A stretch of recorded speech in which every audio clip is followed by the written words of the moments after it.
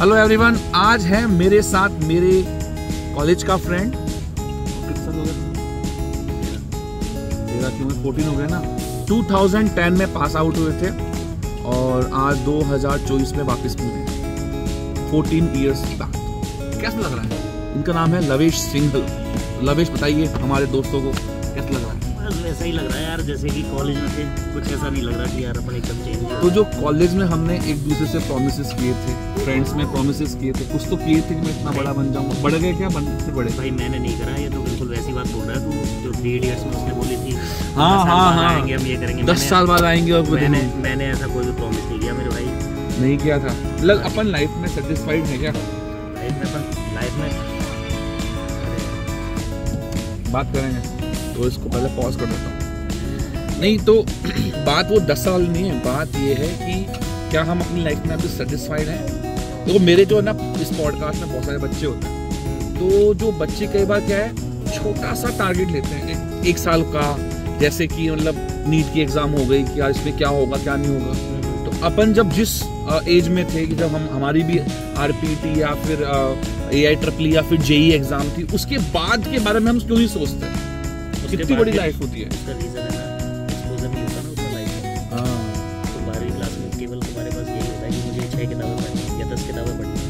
उसके अलावा तुम्हारे पास जिंदगी का कोई एक्सपीरियंस नहीं होता। बिल्कुल। जब आप कॉलेज में होते हो तब भी एक्सपीरियंस नहीं होता।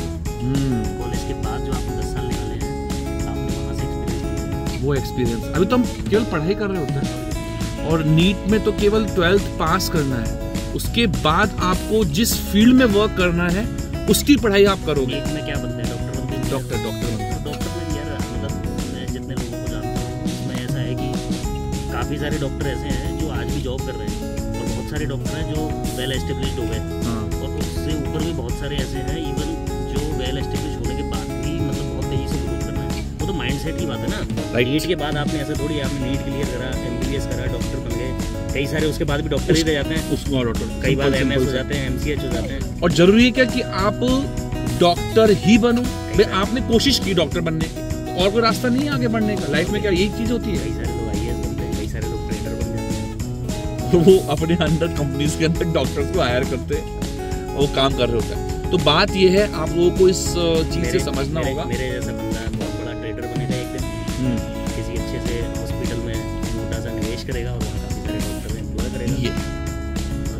तो ऐसा नहीं है कि देखो आज जो ये एक पर्सपेक्टिव है, मेरे पास सैकड़ों पर्सपेक्टिव है। अपन किसी लंबे पॉडकास्ट पे बैठेंगे तभी बिल्कुल कर सकते हैं। तो लवेश सर को हम बुलाएंगे कोटा के अंदर। कोटा में अपने स्टूडियो में बैठ के पॉडकास्ट करवाएंगे। बिल्कुल, जैसे हमने जीतू सर का किया था। मैं डिस्क्रिप्शन में डाल दूंगा उसका लिंक, आप उसको वहाँ जरूर देखिएगा, जीतू का भी।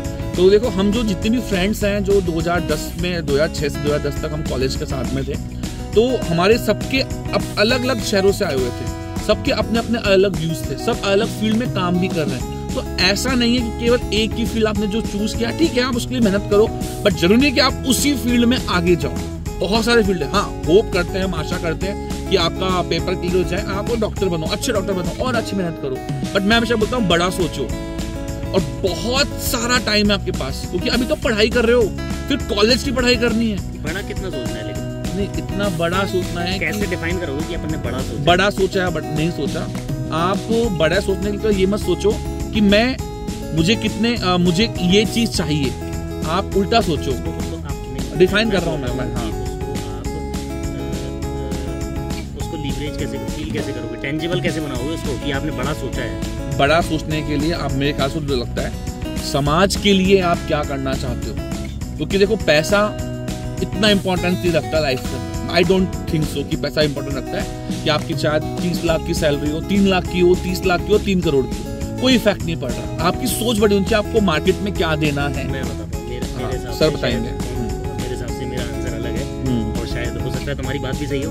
मैं इसमें ऐड करना चाहूँगा कि आप जब ये बोलते हो कि मैंने बहुत बड़ा सोचा है, आपने बड़ा टारगेट शुरू करा है, तो सबसे पहला इसका स्टेप ये होता है कि आप उस दिशा में चलना शुरू कर दो।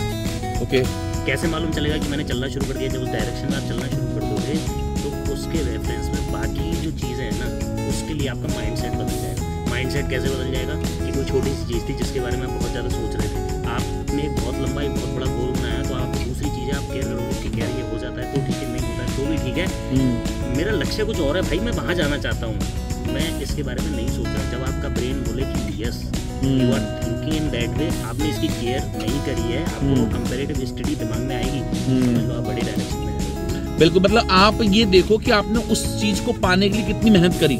ठीक है, वो नहीं आई, इट्स ओके, बट हमने मेहनत की, ये मेन पॉइंट है। रास्ता ही जिंदगी है, मंजिल पर पहुंचने के बाद रास्ता ही जिंदगी है। आप जो मेहनत कर रहे हो, आपको वो अभी वर्थ ही लगना। मैं इतनी मेहनत की, मेरे टेस्ट में मार्क्स नहीं आ रहे, फ्यूचर में क्या होगा, टेस्ट क्लियर नहीं हुआ, उसके बाद एग्जाम क्लियर नहीं हुआ, मुझे कॉलेज नहीं मिला, कोई मतलब नहीं। ये प्रोसेस ही आपकी जिंदगी। अभी एक बात मानो, हमारे कॉलेज में सबने बीटेक करा, मान लो सबको आईएएस की और डिग्री देते कि सब आईएएस बन गए। अच्छा, अपने अपने वार्ड में जाओ और आईएएस बन गए, सारा प्रशासनिक काम तुम्हारे पास है। ठीक है, फायदा होगा, मजा आएगा, कुछ नहीं।